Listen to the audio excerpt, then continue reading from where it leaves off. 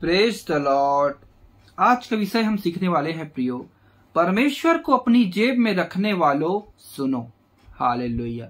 मेरे प्रियो, बहुत से लोग परमेश्वर को अपनी जेब में रखते हुए ऐसा लोगों को बताते हैं कि प्रभु मुझसे बातें कर रहा है, प्रभु मुझे ये कह रहा है, देखो मैं ये देख रहा हूं।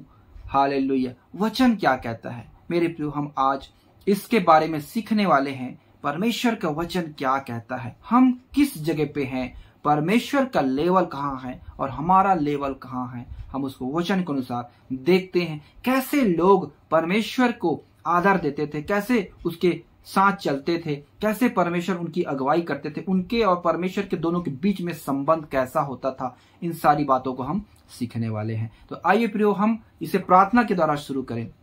अपनी आंखों को बंद करें। पवित्र सेनाओं के यहोवा परमेश्वर, तेरा धन्यवाद करते हैं सुंदर समय के लिए। एक बार फिर से प्रभु जी, हम आपके पास आते हैं प्रभु जी, और जो विषय आपने हमें दिया है सीखने के लिए पिता, तेरा धन्यवाद करते हैं। इस विषय को अच्छे से सिखा समझा। पवित्र आत्मा, आप ही हमारे टीचर, आप ही हमारे सिखाने वाले हैं, और हमें आपकी जन में आगे बढ़ा सहायता और मदद कर। दुआ यीशु मसीह पवित्र नाम से मांगते हैं, आमीन। परमेश्वर को अपनी जेब में रखने वालों सुनो।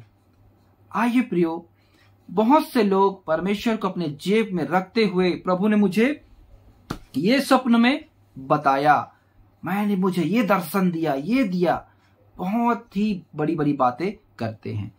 आइए हम देखते हैं परमेश्वर कैसा स्वभाव है ऐसे लोगों पर जो सोचते हैं कि प्रभु मेरे जेब में है। हालेलुया। आइए हम निकाले पहला इतिहास 21 अध्याय उसके 1 से 6। एक घटना हुआ मेरे प्रियो, यहां लिखा है, शैतान ने इसराइल के विरुद्ध उठकर दाऊद को उकसाया कि इसराइलियों की गिनती ले।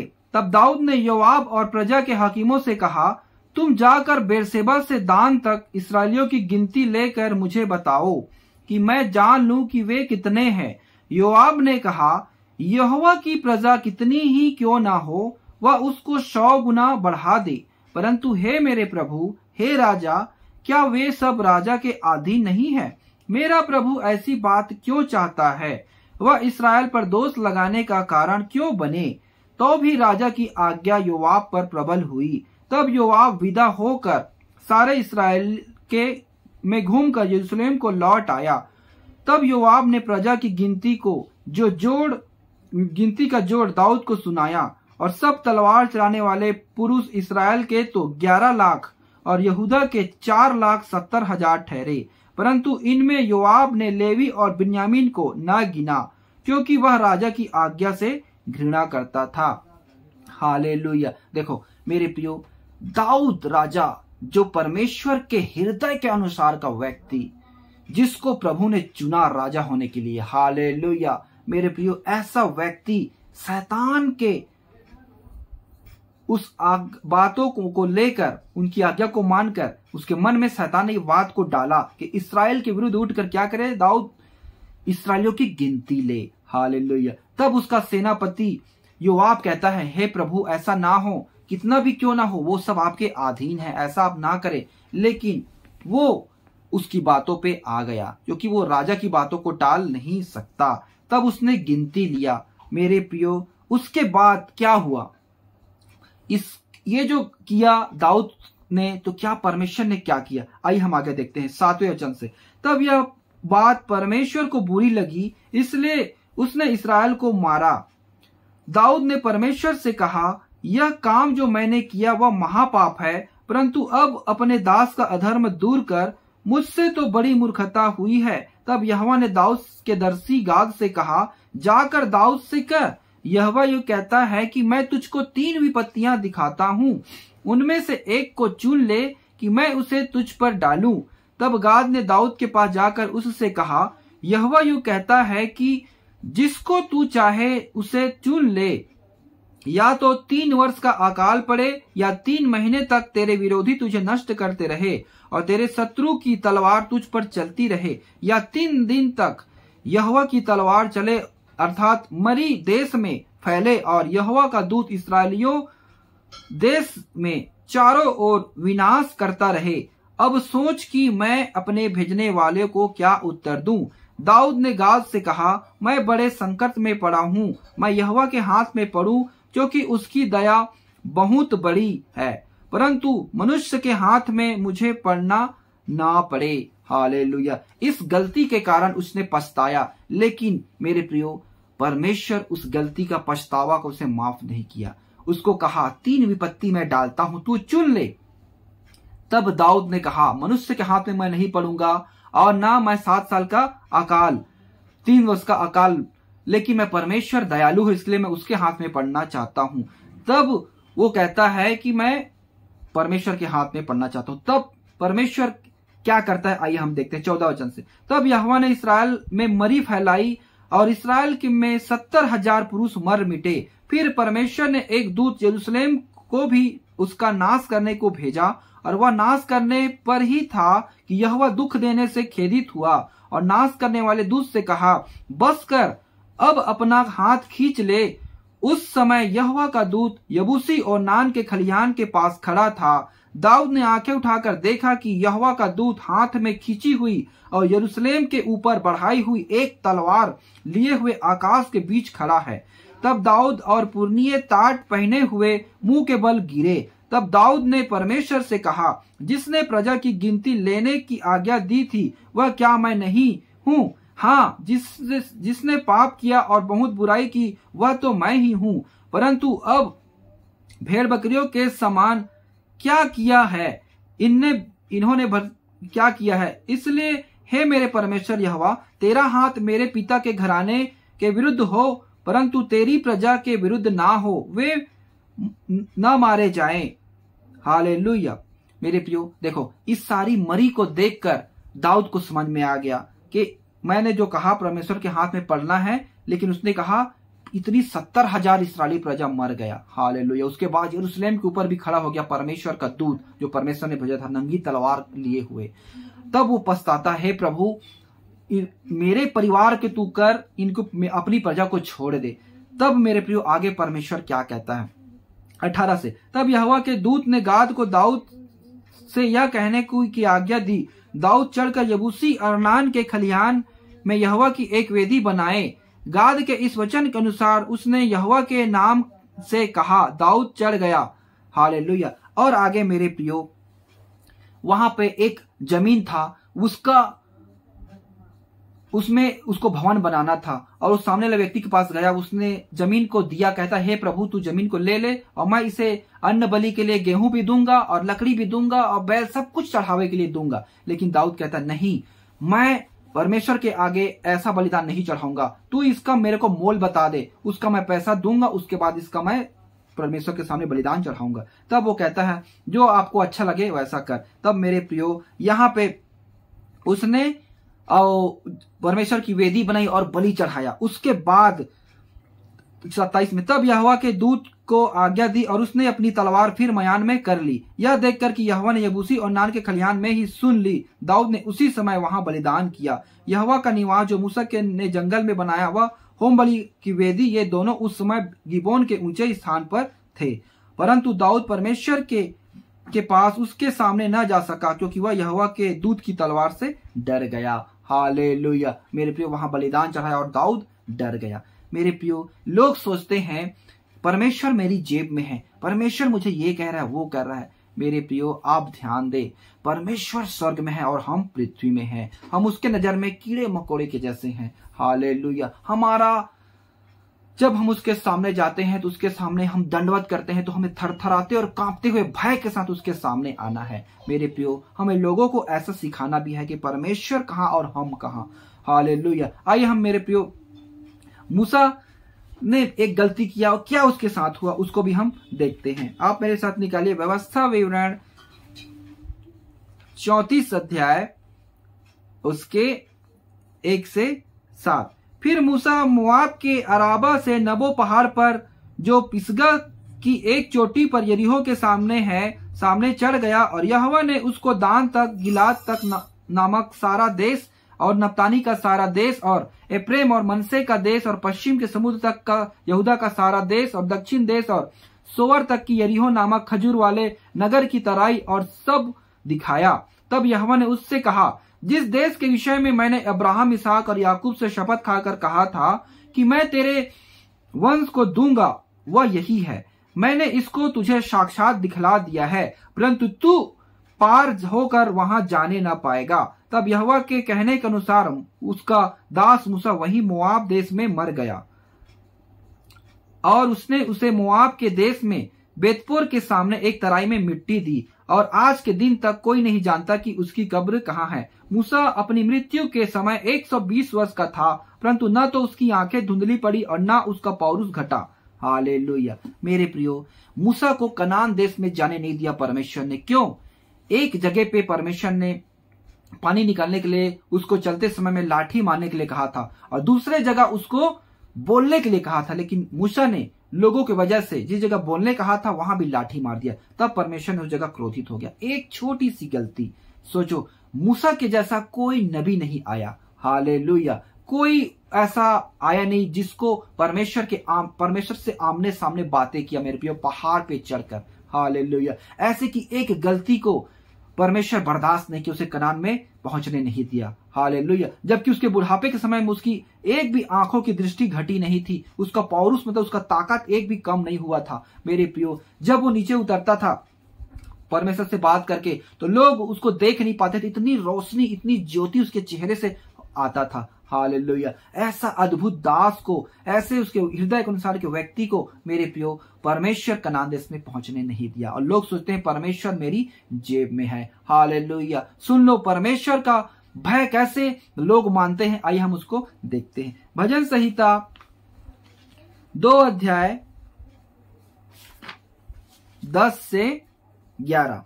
इसलिए अब हे राजाओं बुद्धिमान बनो, हे पृथ्वी के न्यायियों उस उपदेश ग्रहण करो, डरते हुए यहोवा की उपासना करो और कांपते हुए मगन हो। हालेलुया। जब आपको मेरे प्रियो उपासना करना है, उसकी आराधना करना, उसकी स्तुति करना है भय के साथ, डर के साथ, ऐसा नहीं कि परमेश्वर मेरे जेब में है। हालेलुया। मेरे प्रियो, आप डरते और कांपते हुए करेंगे तो परमेश्वर आपसे प्रसन्न होगा, आपकी हर एक बातों को सुनेगा, समझेगा। अगर आप डरते कांपते हुए नहीं रहेंगे, आप ऐसे ही करेंगे परमेश्वर मेरी जेब में है, तो आखिर में प्रभु कहेगा, हे व्यभिचारियों मुझसे दूर हो जाओ। तब कहेंगे, हाय प्रभु मैंने आपके नाम में चिन्ह चमत्कार दिखाए, आपके नाम में मैंने ये काम किया। तब प्रभु कहता, मैं तुम्हें नहीं जानता। हालेलुया। बहुत से लोग इस गलत फहमी में है मेरे प्रियो कि हम परमेश्वर हमारी जेब में है। मैं ये दर्शन देख रहा हूं, मैं ये देख रहा हूं, परमेश्वर तुम्हारे जेब में वीजा डाल रहा है, पैसे डाल रहे हैं, ये डाल रहा है। एक से एक लोग हैं मेरे प्रियो, परमेश्वर को कैसे जैसे जानना चाहिए वैसे नहीं जानने के कारण। हालेलुया। आइए प्रियो, वचन आगे हमें और क्या कहता है। दानियल की किताब 10 अध्याय 4 से 11। दानियल 10 का 4 से 11। फिर पहले महीने के 24वें दिन को जब मैं हिदकेल नामक नदी के तट पर था, तब मैंने आंखें उठाकर देखा कि सन का वस्त्र पहने हुए और उफास देश के कुंदन के कमर बांधे हुए एक पुरुष खड़ा है। उसका शरीर फिरोजे के समान, उसका मुख बिजली के समान, उसकी आंखें जलते हुए दीपक की सी, उसकी बाहें और पांव चमकाए हुए पीतल के से, और उसके वचनों का शब्द भीड़ों के शब्द का सा। उसको केवल मुझ दानियल ही ने देखा, और मेरे संगी मनुष्यों को उसका कुछ भी दर्शन ना हुआ, परंतु वे बहुत ही थरथराने लगे और छिपने के लिए भाग गए। तब मैं अकेला रहकर यह अद्भुत दर्शन देखता रहा, इससे मेरा बल जाता रहा, मैं भयातुर हो गया और मुझ में कुछ भी बल न रहा। तो भी मैंने उस पुरुष के वचनों का शब्द सुना, और जब वह मुझे सुनाई पड़ा तब मैं मुंह के बल गिर गया और गहरी नींद में भूमि पर आधे मुंह पड़ा रहा। फिर किसी ने अपने हाथ में मेरी देह को छुआ और मुझे उठाकर घुटनों और हथेलियों के बल थरथराते हुए बैठा दिया। तब उसने मुझसे कहा, हे दानियेल, हे अति प्रिय पुरुष, जो वचन मैं तुझसे कहता हूं उसे समझ ले और सीधा खड़ा हो, ताकि मैं अभी तेरे पास भेजा गया हूं। और जब उसने मुझसे यह वचन कहा तब मैं खड़ा तो हो गया, परंतु थरथराता रहा। हालेलुया। देखो मेरे प्रियो, लोग क्या कहते हैं, मैं दर्शन देखा, मैं ये किया वो किया, परमेश्वर मुझसे ये बोल रहा है, परमेश्वर मुझको ये कह रहा है। दानिएल के जैसा दानिएल जैसा प्रार्थना प्रभु ने किसी का नहीं सुनी। गाना भी है, दानिएल की तूने प्रार्थना सुनी। हालेलुया। मेरे प्रियो, दानियल को जो दर्शन दिया परमेश्वर ने, प्रभु यीशु मसीह को साक्षात देखा उसने, तो क्या हुआ, वो आधे मुंह गिर पड़ा, थरथराता और कांपता रहा। उनके पास जो लोग थे वो डर के भारे छिप गए, भाग गए। हालेलुया। और जब उसके वचन को सुन रहा है तब थरथरा और कांप रहा है। दानियल नबी कहता है, लोग कहते हैं मैं परमेश्वर मेरे जेब में है। हालेलुया। परमेश्वर कहाँ, आप कहाँ। हालेलुया। मेरे प्रियो, आप परमेश्वर की उस उपस्थिति को अनुभव अभी तक आपने नहीं किया है। परमेश्वर की जिस दिन आपने उपस्थिति को अनुभव करेंगे, जिस दिन परमेश्वर की सामर्थ को आप जान जाएंगे, उसको दर्शन देखेंगे, तब आपको पता चलेगा कि परमेश्वर कहाँ और आप कहाँ। हालेलुया। लोग, आप गलत शिक्षा लोगों को बता रहे हैं कि परमेश्वर से मैं बातें कर रहा हूं, परमेश्वर मुझे ये कह रहा है, वो कह रहा है। मेरे प्रियो, आप परमेश्वर को इतने हल्के में ना ले, क्योंकि परमेश्वर भस्म करने वाली आग है। एक तरफ प्रेम है, लेकिन दूसरी तरफ वो भस्म करने वाली आग है, वो किसी को बख्शेगा नहीं। हालेलुया। जब उसने मूसा को कनान देश पहुंचने नहीं दिया, हालेलुया, दाऊद को कहा तू चुन ले तेरे विपत्ति को, हालेलुया, जब उसने पश्चाताप किया, बलिदान चढ़ाया, फिर भी मेरे प्रियो उसको नहीं छोड़ा। और आप और हम कौन है। हालेलुया। आइए प्रियो, आगे वचन और क्या क्या। सपोपदेशक की किताब 5 अध्याय 1 और 2। जब तू परमेश्वर के भवन में जाए तब सावधानी से चलना, सुनने के लिए समीप जाना मूर्खों के बलिदान चढ़ाने से उत्तम है, क्योंकि वे नहीं जानते कि बुरा करते हैं। हालेलुया। यहाँ वचन कहता मेरे प्रियो, बातें करने में उतावली न करना और न अपने मन से कोई बात उतावली में परमेश्वर के सामने निकालना, क्योंकि परमेश्वर स्वर्ग में है और तू पृथ्वी पर है, इसलिए तेरे वचन थोड़े ही हो। हालेलुया। सबसे ज्ञानी व्यक्ति सुलेमान कहता है, परमेश्वर स्वर्ग में है, तू पृथ्वी में है, तेरे वचन थोड़े हो। हालेलुया। और कोई भी बात उतावली से ना कहना। अब जब तू भवन में जाए तो मेरे प्रियो, सामने जाकर बैठना, ऐसा भय और डर आपको परमेश्वर के सामने दिखाना है, तब प्रभु आपके जीवन में कृपा करेगा, तब आपका जीवन आगे बढ़ेगा। हालेलुया। अब परमेश्वर को अपने जेब में रखने वालों सुनो, परमेश्वर का वचन क्या कहता है। तुम पृथ्वी के हो, परमेश्वर स्वर्ग में है, तुम्हारे वचन थोड़े हो। कोई भी बात ऐसे अपने मुंह में ना निकालना उतावली से। हालेलुया। आए प्रियो, वचन आगे और क्या कहता है देखते हैं। भजन संहिता 95 1 से 11। आओ हम यहोवा के लिए ऊंचे स्वर से गाएं, अपने उद्धार की चट्टान का जय जयकार करें।